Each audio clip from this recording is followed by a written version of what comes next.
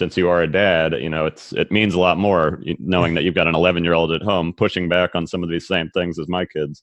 Yeah, yeah, absolutely. I mean, I think one of the most important things that we need to understand when it comes to kids and tech is we don't want to dictate from on high. That if there's one advice I could give parents out there is to be vulnerable with your kids, to let them know that you're struggling with this stuff as well. Many times we parents, we want to project that we know everything and we don't struggle, and we've got everything under control. We have our shit together all the time. And that's not true. Mm-hmm. Tell them that, yeah, you struggle with this stuff too, but let's see, we can do this together.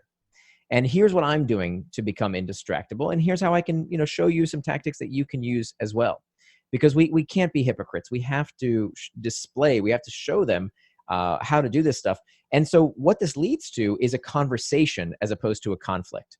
So when my daughter was 5 years old, she was, spending way too much time on the iPad. And so we had a little conversation. We said, look, we asked her, we said, what the cost of using too much tech, too much screen time is not that it's melting your brain. You don't need to vilify technology and make up some stories. What we want to tell them is that, look, the cost of using tech so much is all the other stuff you could do with your time, right? It's playing with your friends outside. It's reading a book or playing with mommy and daddy, going to the pool, going to the park. That's the cost of this tech use.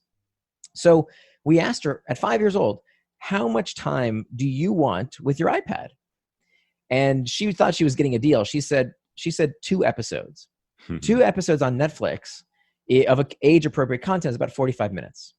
45 minutes is fine. There's no studies that show there's any deleterious effects to age-appropriate content for 45 minutes a day. So we said, okay, fine, but you're responsible for making sure that you only watch the 45 minutes. How will you make sure that you don't go overboard? And so she thought for a minute, and we used to have this microwave that was below the counter. And she realized that she could program that microwave for 45 minutes, and then it would beep at her and tell her, okay, now that's all the time you have. Today, she actually uses Amazon Alexa. She'll say, Alexa, set the timer for 45 minutes, or she'll use Apple Screen Time. It's built right into the device. So the reason this is so great, I'm not the bad guy anymore. Mm-hmm. It's not me screaming at her. It's a tool that she set for herself that tells her that her time's up. And so she's gained a skill that's going to be helpful for her well after she leaves the household. That's great. And you're empowering her versus lecturing and, like you said, being the bad guy. Exactly. Because, if you lecture and impose these strict rules, what's going to happen when they leave the house or when you're not around. They're going to do whatever they want. So we're almost incentivizing cheating, and we don't want to do that. We want to empower them.